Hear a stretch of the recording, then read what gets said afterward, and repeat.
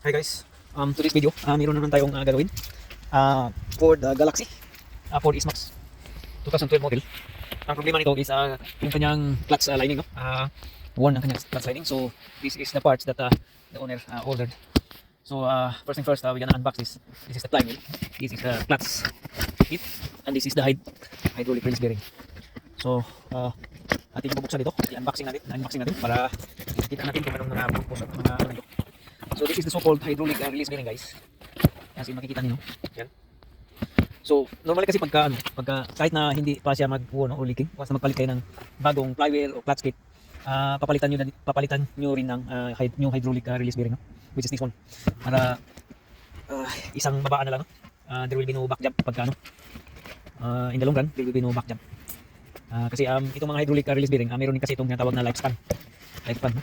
So ang function nito is once you press the clutch pedal, the fluid goes into here and will exert effort or force to push the clutch pressure plate, and then clutch pressure plate will sandwich the clutch plate or clutch lining. So we have to unbox the clutch pressure plate here. So you will know what I am talking about here.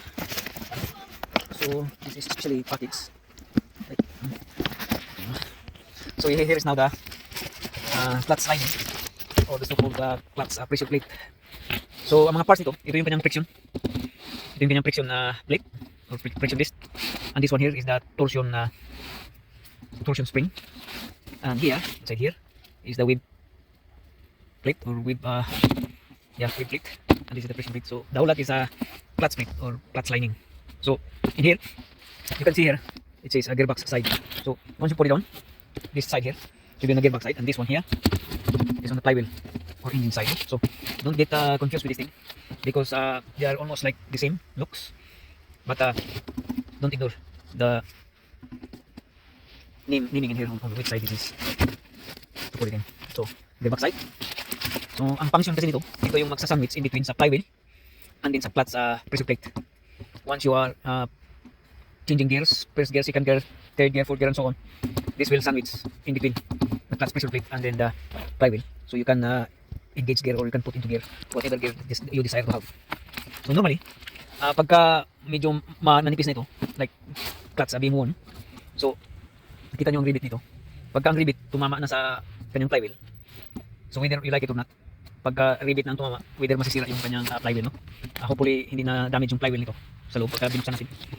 So much earlier, pagka-worn na yung clutch kit or clutch lining, magkukos ito ng sign like high RPM but very slow running. Like halimbawa tatakbo kayo sa highway, like malakas na yung RPM, high RPM, and then very slow moving. So that means that the clutch lining is sleeping. Okay, so that's the signs that the clutch kit is worn. And this is now the so-called clutch pressure plate. So this is the clutch pressure plate here. We call this thing here as clutch fingers. And this is the clutch plate here. And this is the contact that will sandwich the clutch lining in between the flywheel. So once you engage like into gear, the clutch release bearing will push in here, hydraulic force, and then get a sandwich with the clutch lining. So in order for you to engage gears into gears or whatever desired gears that you want to get. So that's the story of clutch pressure plate or clutch kit. And now we go to the gear part, the gear of all. This is very expensive, guys. This is the so-called flywheel here. So the flywheel has bolts. This is torque bolts, 6 bolts. And then this is the flywheel. This is dual mass flywheel, guys. Dual mass flywheel. So as you can see, it's a very good flywheel. So hopefully, yung pagka binaklas natin yung kanyang gearbox, pagbaba natin yung gearbox, and then pagbukas natin sa kanyang clutch kit, makikita kagad natin yung kanyang flywheel. Hopefully hindi na damage yung surface, no? Or friction surface ng flywheel. Kasi pag na-damage, talagang kailangan natin palitan. So ang purpose nito, guys, is to bring comfort on the engine side. Like ang mga diesel car is designed to have torque, no? Very strong torque on the diesel. So the engineering design is to have this car design. Mostly diesel cars, is to have the dual mass flywheel. So when you engage, it will bring comfort to the engine. Okay, it's a comfort on the engine side, like doing shifting gears.